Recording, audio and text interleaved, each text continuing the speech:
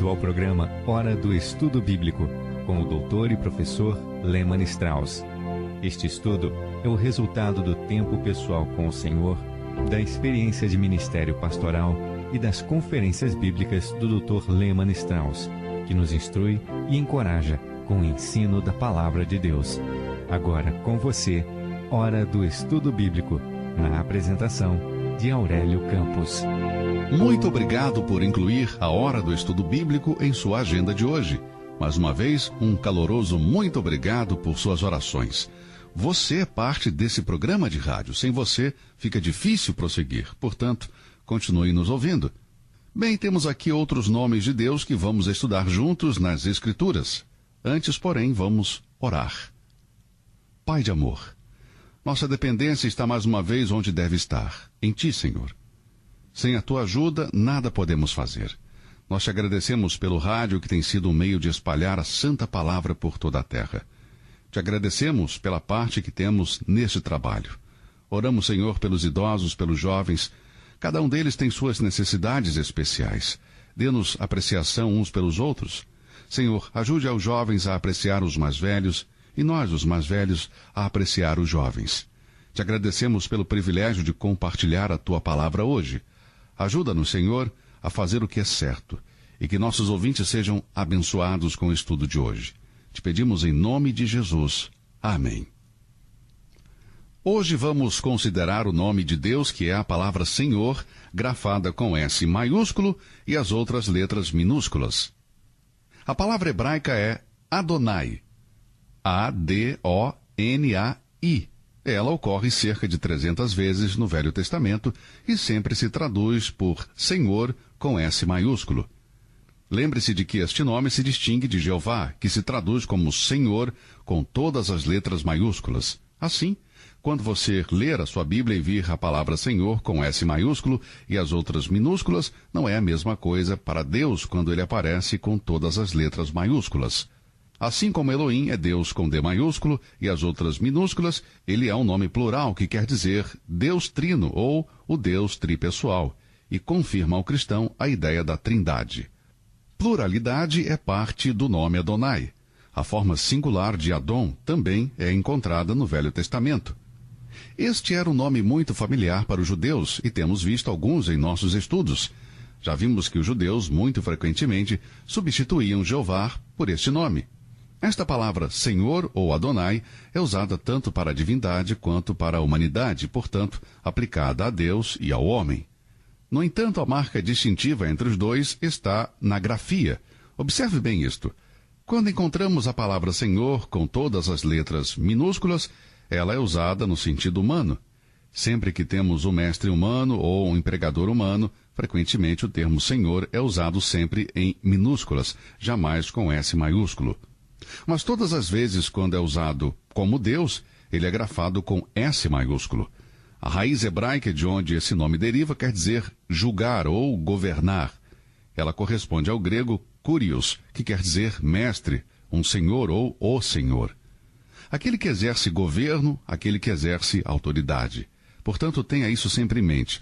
A ideia por trás do nome é julgar ou governar. Quando lemos do Senhor Adonai, sempre pensamos naquele que exerce autoridade e quem há de nos governar. Frequentemente dizemos, será que Jesus Cristo é seu Senhor? Ele é na verdade, mas por experiência própria posso dizer que muitos cristãos não aceitam o governo de Cristo. Dessa forma, ao falarmos do senhorio de Cristo, simplesmente estamos falando daquele que nos governa, aquele que exerce autoridade em nossa vida. A primeira ocorrência deste nome, pelo que sei, está em Gênesis 15. Vamos abrir a Bíblia em Gênesis 15. Eu gostaria que você lesse comigo. Gênesis 15, versículos 1 e 2. Depois destas coisas, veio a palavra do Senhor a Abraão em visão, dizendo, Não temas, Abraão, eu sou o teu escudo, o teu grandíssimo galardão. Então disse Abraão, Senhor Deus, que me has de dar, pois ando sem filhos, e o mordomo da minha casa é o Damasceno Eliezer. Agora deixa sua Bíblia aberta aí. Veja que aquele Senhor é usado apenas com S maiúsculo e 5 letras minúsculas. Senhor Deus, esta é a primeira vez que esta forma é usada.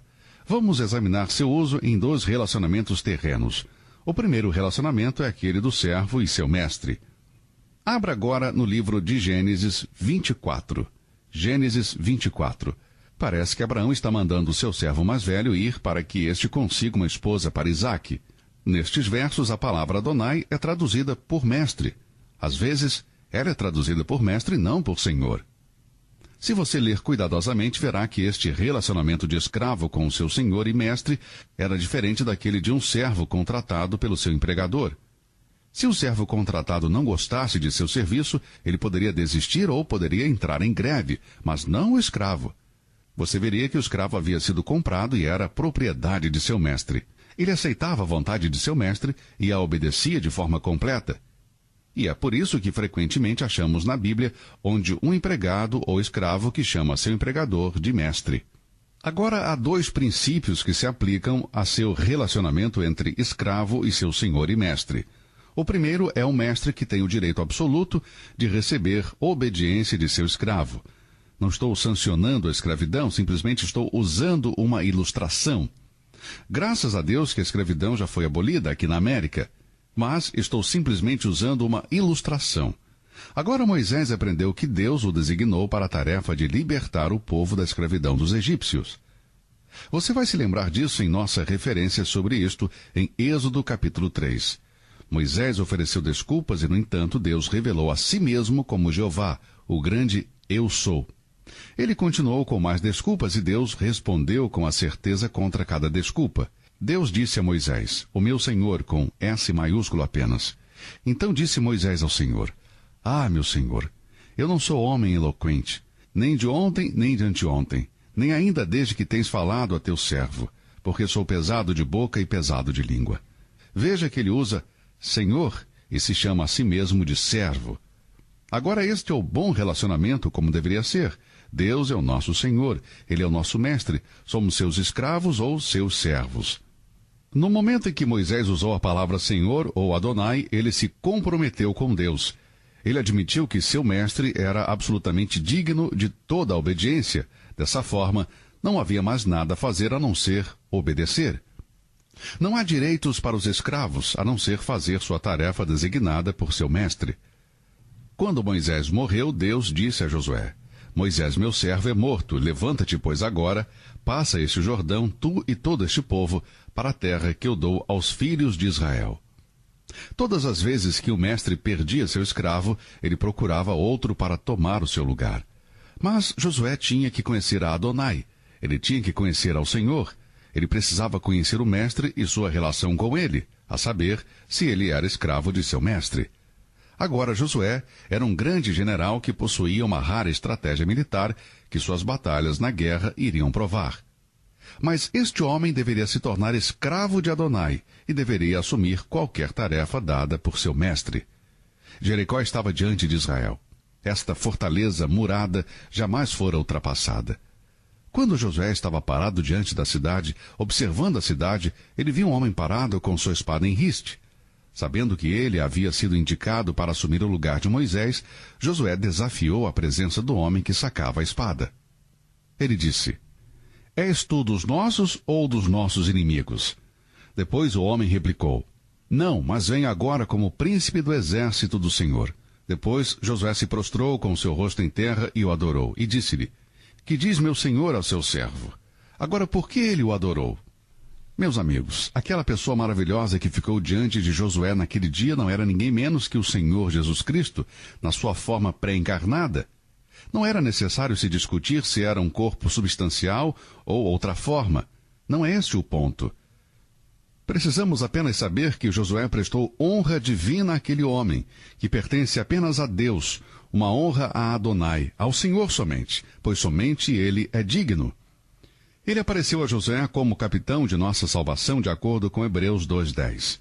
Ele é nosso comandante, o Rei dos Reis, o comandante, Rei dos Reis e Senhor dos Senhores. Por que o nosso Senhor apareceu a Josué naquele momento em particular? Bem, Deus perdeu seu servo Moisés e queria deixar claro para Josué sobre o fato de que ele não meramente era um líder. Meus amigos, precisamos saber isso hoje. Pastores precisam saber isso. Os idosos precisam saber isso. Os diáconos precisam saber isso. Os bispos precisam saber disso. Os líderes denominacionais precisam saber disso. Deus não está apenas buscando por líderes, mas servos. Quando Deus, no verso 14 de Josué, capítulo 5, disse: "O que disse meu senhor a seu servo?" Ele estava reconhecendo pela primeira vez que seu mestre tinha o direito absoluto de obter a obediência de seu escravo.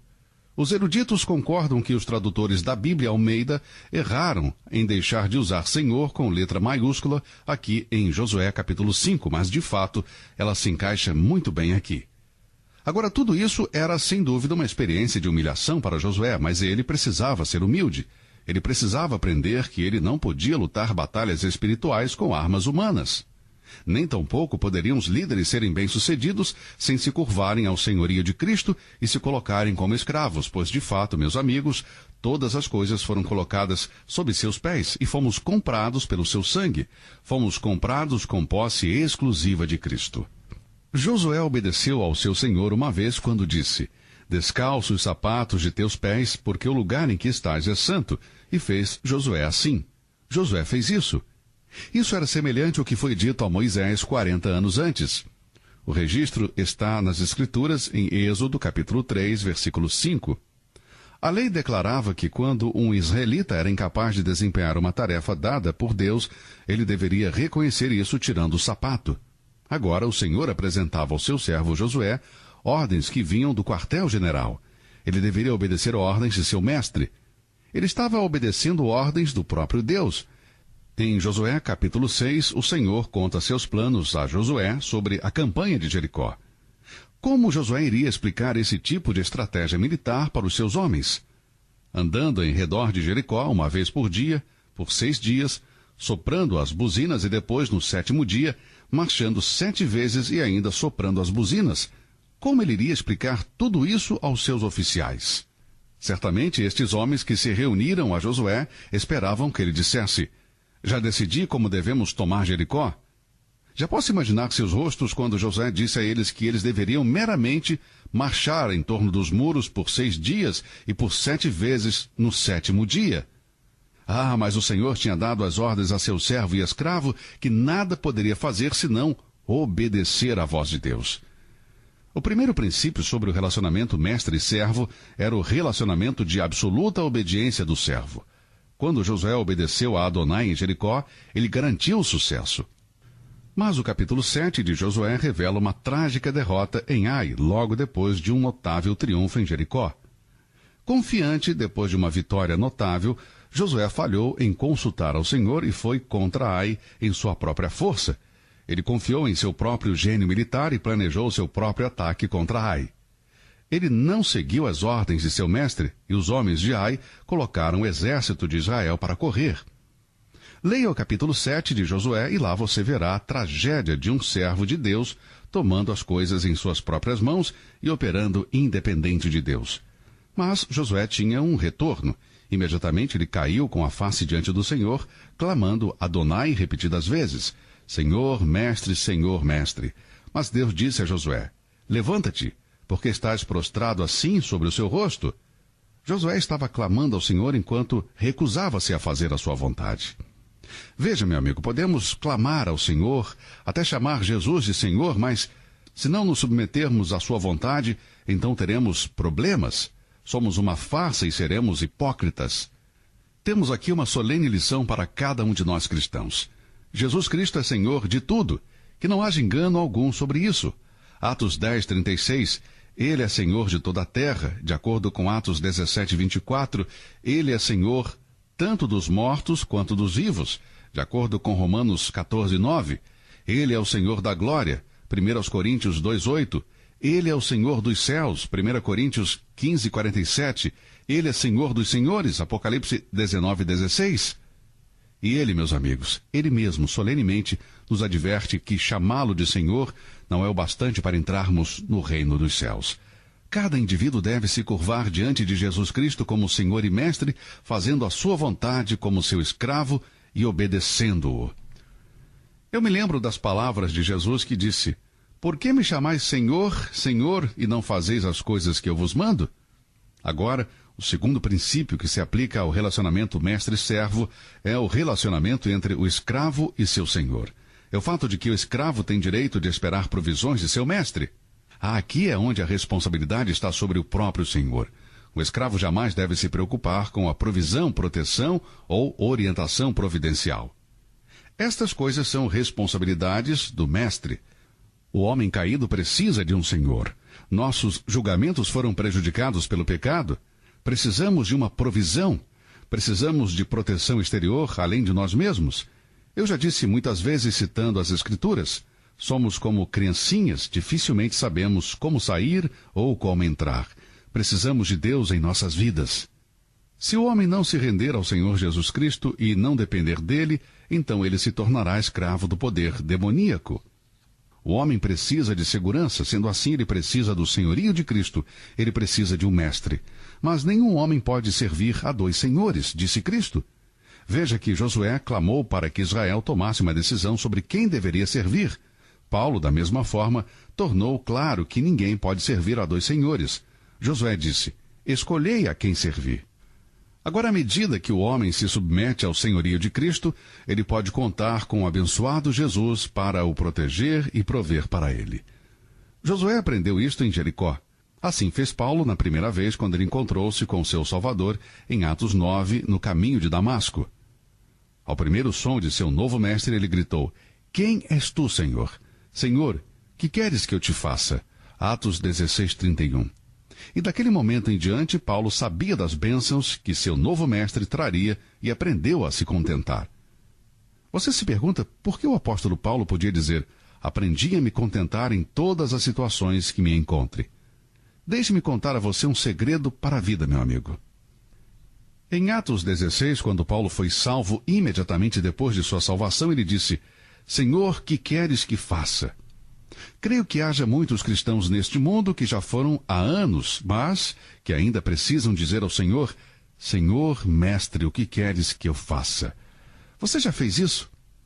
Desde que foi salvo, você já foi ao Senhor Jesus e se submeteu a Ele, dizendo, Senhor, eu estou à sua disposição, seja feita a tua vontade, não a minha? Paulo sempre considerou a si mesmo como escravo de Jesus. Em Romanos 1:1, se apresentava como Paulo, apóstolo, servo de Jesus Cristo. Lucas disse de Paulo, o Senhor estava com Paulo. Nas últimas palavras inspiradas de Paulo, ele deu seu testemunho. Mas o Senhor assistiu-me e fortaleceu-me para que por mim fosse cumprida a pregação e todos os gentios a ouvissem, e fiquei livre da boca do leão. E o Senhor me livrará de toda a má obra, e guarda-me-á para o seu reino celestial, a quem seja glória para todos sempre. Amém. Estas foram as últimas palavras de Paulo. O senhorio de Cristo era a substância de sua pregação, e Paulo foi claro em sua anunciação da salvação. Ouvimos as pessoas dizerem, eu aceitei Jesus como meu Salvador. Bem, meu amigo, se você o aceitou como Salvador, então ele é seu Salvador. Romanos 10:9, a saber, se com a tua boca confessares ao Senhor Jesus, e em teu coração creres que Deus o ressuscitou dentre os mortos, serás salvo. Meu irmão, minha irmã em Cristo, quando você e eu aceitarmos a Cristo como Salvador, nós também o recebemos como Senhor. O senhorio de Cristo é essencial na vida do crente que deseja ser abençoado com prosperidade, proteção e orientação providencial. Todo mundo que já se rendeu a Cristo é capaz de testificar, eu amo meu mestre. Veja, amigos, esta é uma relação maravilhosa, abençoada e santa. Eu não quereria voltar para os dias antes de me converter. Eu seria, caso não tivesse me convertido, um pecador alcoólatra. Eu seria escravo do pecado. Eu não quero voltar à minha velha vida. Eu estou feliz em ser servo de Jesus, que me protege, que dá orientação quando eu preciso. Eu tenho que depender dele, eu não posso depender de mim mesmo. Eu não quero ser meu próprio chefe, eu não quero ser o mestre de minha alma, o capitão do meu próprio destino. Não, eu preciso de um capitão para me guiar. Cristo é o meu mestre, o meu capitão. Aqui então está o primeiro relacionamento de um escravo com o seu mestre. Podemos aprender duas coisas. Número 1, o mestre tem o direito de exigir obediência absoluta de seu escravo. E o escravo tem o direito de esperar provisão e proteção, orientação de seu mestre. Mas, queridos amigos, não espere receber do Senhor, que é o mestre, tudo o que o mestre deve a seu escravo, se o escravo não for obediente ao seu mestre.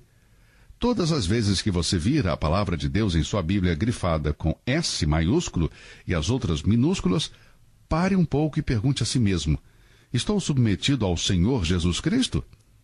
Muito frequentemente ouvimos este nome de forma descuidada. Bem, ele não é meramente Jesus, meu amigo. Ele é o Senhor Jesus Cristo. Dê a ele o título completo, o seu nome todo. Temos aqui uma interessante observação, e na Bíblia, o segundo relacionamento de Adonai, do Senhor, é como de uma esposa com seu marido. O direito de senhoria do Senhor é o mesmo de um marido se uma mulher se transforma em esposa por sua própria escolha, como no caso de Rebeca e de Isaque, ou se ela fosse dada ou vendida por seu pai, ou no caso de Raquel e Jacó. O Velho Testamento é abundante no segundo relacionamento de uma pessoa com seu marido. Aqui temos uma interessante observação do Velho Testamento. No livro de Gênesis, Sara chama Abraão de Senhor, Gênesis 18, verso 2. Batseba chamou Davi de Senhor em 1 Reis 1, 16 até 18. Veja, este era um termo de respeito que uma mulher hebreia chamava seu marido. Agora o termo não implicava que ela era uma escrava para com seu marido. Não, mas porque este era o padrão de comportamento das mulheres aos hebreus. Era apenas um termo de relacionamento. Mas isso significa que o lugar do marido é o de cabeça da família. Deus disse a Eva, e a mulher disse: multiplicarei grandemente a tua dor e a tua conceição. Com dor darás à luz filhos, e o teu desejo será para o teu marido, e ele te dominará. Gênesis 3:16. E porque Eva agiu independente de Adão na tentação, ela deve depender dele. Pelo fato dela ter usurpado a sua autoridade e tomado a decisão em suas próprias mãos, levando Adão à tentação, ela deve estar sob sua orientação. Esta é a palavra de Deus. O relacionamento homem-mulher foi estabelecido. Ele deve estabelecer as regras que ela deve seguir. Deus não alterou nem tampouco aboliu seu relacionamento. É algo natural. Mas para os maridos, deixe-me dizer algo. Isso não quer dizer que tenhamos o direito de fazermos o que é errado. Como marido, posso dizer uma coisa para você. Como marido, se você estiver me ouvindo neste momento, você não tem o direito de exigir de sua esposa o que você mesmo não dá ao Senhor Jesus. Se você não está submisso ao Senhor Jesus, então não espere que sua esposa se sujeite a você. Eu digo a você, quando um homem está em sujeição ao Senhor Jesus, somos do tipo de marido que invocará respeito de nossa esposa. Elas terão pouca dificuldade em responder nossa liderança. Vós, maridos, amai as vossas mulheres e não vos irriteis contra elas. Bem, já vimos alguns dos mais interessantes temas hoje em nosso relacionamento com Cristo. Temos de fato a experiência de ter a Cristo como nosso Salvador? Será que nos curvamos em submissão à sua vontade? Por que não? Sua vontade é muito melhor que a nossa. Tudo o que ele nos pede para fazer é para o nosso bem. Tomamos as decisões erradas. Precisamos de liderança e precisamos de direção. Precisamos de orientação. Portanto, se você ainda não aceitou como seu Salvador, venha ao Senhor Jesus hoje. Venha diante dele e diga: Senhor Jesus, eu te aceitei como meu Salvador, mas não estou em sujeição a ti como meu Senhor. Eu entrego meu corpo, minha mente e me coloco como teu servo, como teu escravo. Ajude-me a ser um tipo de cristão como deveria ser. Deus vai respeitar esta dedicação, querido amigo. Eu creio que você fará isto. Bem, se Deus quiser, eu voltarei no próximo programa, na mesma estação. Continue a olhar para cima e que Deus o abençoe. Você ouviu Hora do Estudo Bíblico com o professor e doutor Lehmann Strauss, na apresentação de Aurélio Campos.